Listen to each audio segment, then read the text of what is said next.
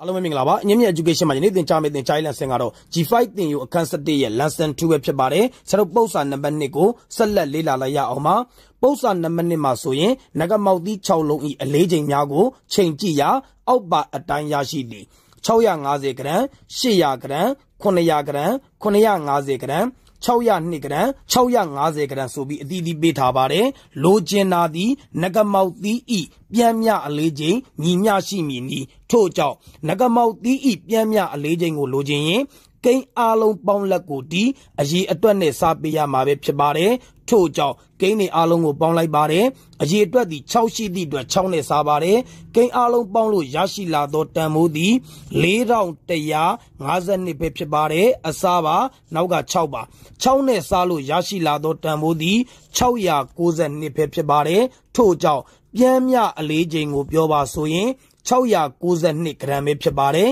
ယနေ့သင်ကြားပေးခဲ့တဲ့သင်ကြားရေး lesson ကိုနားလည်လိမ့်မယ်လို့ထင်ပါတယ်အားလုံးကိုကျေးဇူးတင်ပါတယ်ရှင်လန်းချမ်းမြေ့ကြပါစေဗျာ